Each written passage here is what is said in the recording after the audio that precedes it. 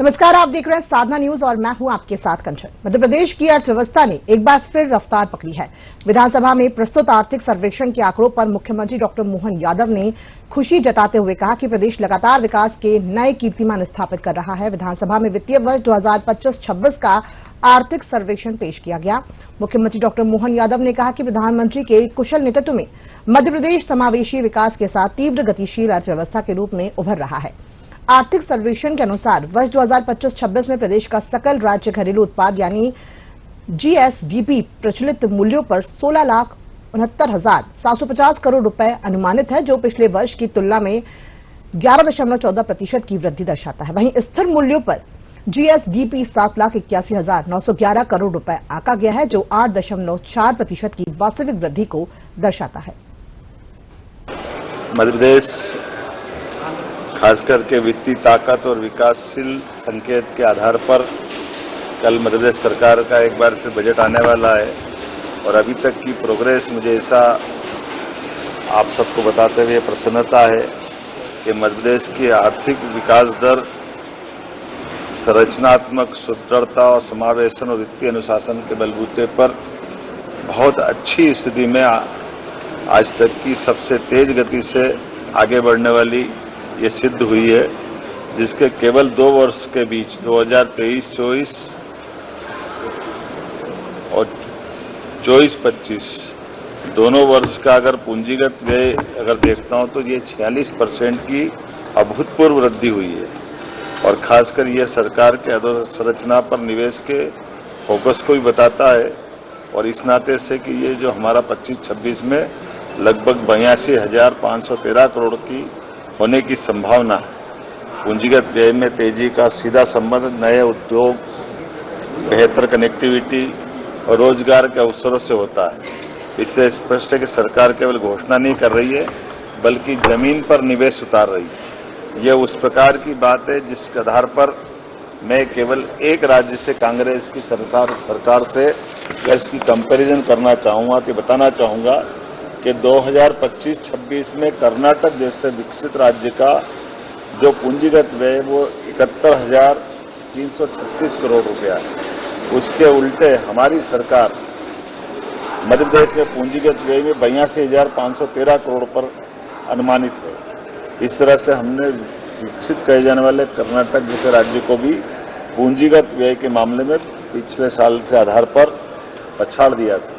मैं उम्मीद करता हूं कि जिस प्रकार से जीएसडीपी में हमारी वृद्धि हो रही है, ये 10% की वृद्धि गत वर्ष थी और इस साल ये हमारी ग्रोथ 11% से आगे जा रही है। इस प्रकार 2 वर्षों तक 2 अंकों में जीएसडीपी का वृद्धि प्रतिशत विगत 2 वर्षों में हमने लगभग 22.56% की वृद्धि हुई है। यह अर्थव्यवस्था के आकार में मजबूत आधार को बताता है, मजबूत प्रगति को बताता है। अधोसंरचना में एमएसएमई कृषि सुधार की सफलता अद्भुत है। ये आकलन अगर अपन देखें तो प्रति व्यक्ति आय, अगर मैं ये इस तरह से बताना चाहूंगा कि ये उल्लेखनीय 10-11 से कंपैरिजन करें तो प्रति व्यक्ति 10-11 में जो आय थी वो लगभग 38,497 रुपये थी। जब हमारी सरकार बनी तो प्रति व्यक्ति आय 1,41,000 के आसपास थी। आज की स्थिति में 2 वर्ष के अंदर ही प्रति व्यक्ति आय 1,69,000 करोड़ से 1,69,000 से ऊपर निकली, मतलब 1,69,050 रुपये के आसपास में एवरेज आय आती है। ये हमारी आय का स्तर भी बताता है, जीवन की गुणवत्ता भी बताता है और संरचनात्मक सुधार की तरफ भी हमारा ये ग्रोथ रेट ले जाता है। अलग अलग सेक्टर की अगर बात करें तो एक एक करके जैसे जो कल्पना की गई कि हमारा पशुधन का क्षेत्र है, इसमें पशुधन के क्षेत्र में लगभग हमारी जो आय है वो पशुधन में 7.22% से बढ़ी है, वानिकी में 2.13 बढ़ी है, फसलों की 30.17% से हमारी ग्रोथ हुई है। मत्स्य उत्पादन में भी हमारी वृद्धि और खनन में भी हम आगे बढ़े।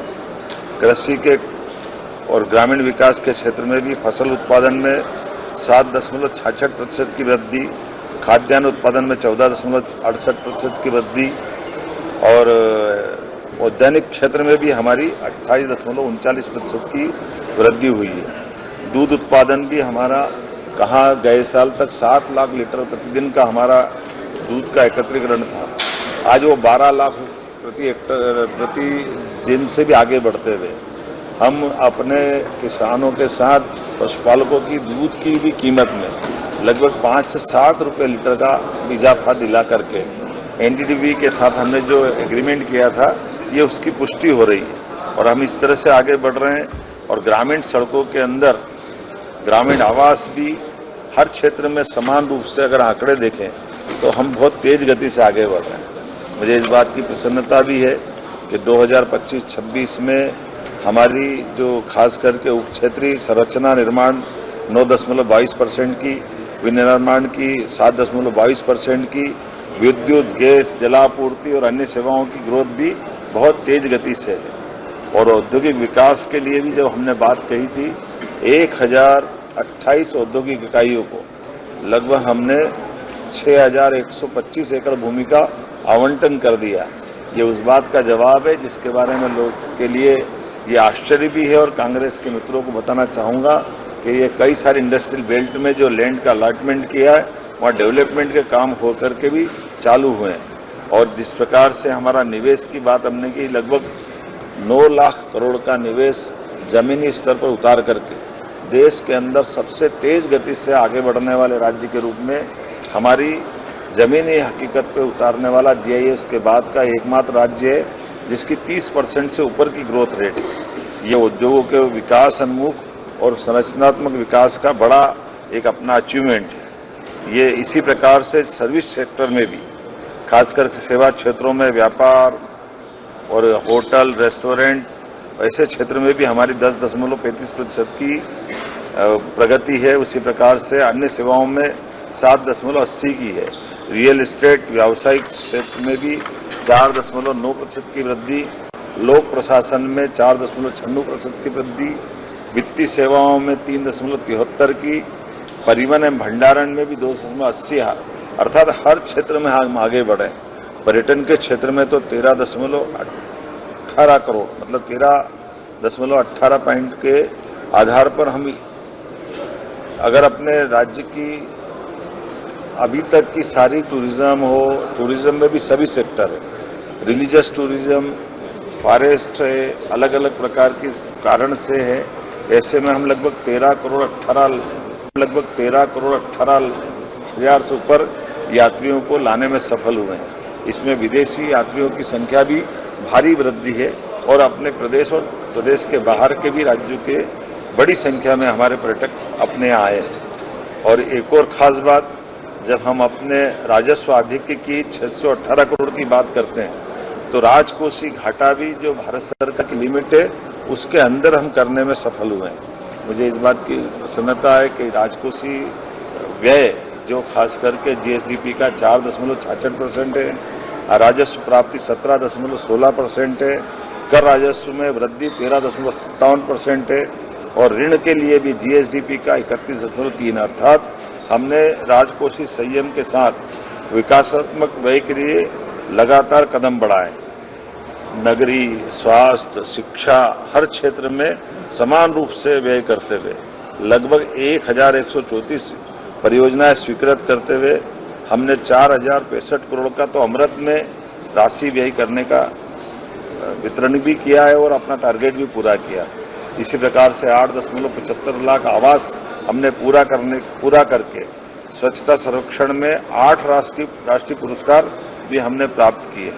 स्वास्थ्य क्षेत्र में 34,112 करोड़ का जीएसडीपी का 3% का हमने अपना आकलन पूरा किया है। उसी प्रकार आयुष्मान कार्ड से लेकर के मातृ मृत्यु दर इसमें भी हमने कंट्रोल किया है और ये एक तरह से हमारी पिछले समय से इसमें काफी अच्छी प्रगति हुई। ये प्रसव दर में भी वही गति है।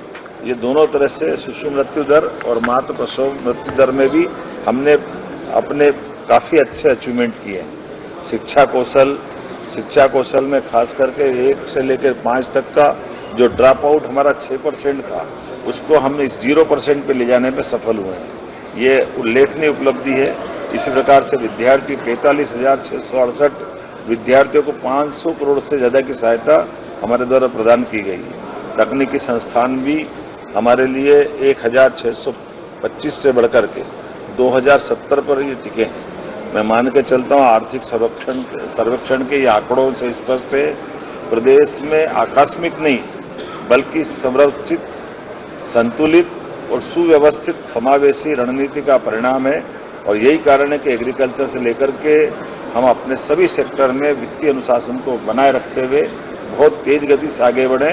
आइए मध्य प्रदेश को और आगे बढ़ाने के लिए माननीय प्रधानमंत्री जी के नेतृत्व में इसी प्रकार ये विकास का क्रम जारी रखते हुए अब कल हम अपने राज्य के अंदर बजट का पूरे देश के अंदर एकमात्र हमारा राज्य मध्य प्रदेश रहेगा जो हमारा रोलिंग बजट लेते हुए 3 साल के आगामी 1 साल का बजट और 2 साल की बजट की आउटलाइन को जोड़ करके एक नवाचार हम कर रहे हैं, जिस आधार पर यशस्वी प्रधानमंत्री की अपेक्षा मध्य प्रदेश से है। हम उम्मीद कर रहे हैं कि हमारे इस काम के आधार पर बाबा महाकाल का आशीर्वाद भी रहेगा। हमारे अधिकारी, कर्मचारी, आम जनता और सारे लोगों ने मिलजुल करके जो विकास का संकल्प लिया है, निश्चित रूप से हम उसमें सफल होंगे। कांग्रेस के पास सिवाय अपनी जवानी जमा खर्च करने के लिए कुछ बचा नहीं। मेरी कांग्रेस की वो नेता प्रतिपक्ष सहित उनकी अपनी भूमिका के प्रति मेरी सद्भावना भी है। लोकतंत्र में पक्ष की बात भी होती है, विपक्ष की बात भी होती है, लेकिन सकारात्मक आलोचना होती है तो हम उसको भी अच्छे भाव से लेते हैं। लेकिन नकारात्मक होगी तो उनकी जनता में भी किरकिरी होगी और ये कुल मिलाकर के जनता के सामने दूध का दूध पानी का पानी हो रहा है। जिस प्रकार से विकास के प्रत्येक क्षेत्र में मध्य प्रदेश आगे बढ़ रहा है, मुझे संतोष है। हमारी सरकार सकारात्मक रूप से ये जो मैंने आंकड़े बताए ये अपने आप में उल्लेख है इस बात का कि हमारा आर्थिक सर्वेक्षण हमारी वित्तीय ताकत को बढ़ाने वाला, विकास के संकेतों को समझाते हुए तेज गति से आगे बढ़ते हुए संतुलित, समावेशी और संरक्षित विकास का उभरता परिदृश्य का एक चित्रण दिखाता है। मेरी अपनी ओर से एक बार फिर आप सबका आभार।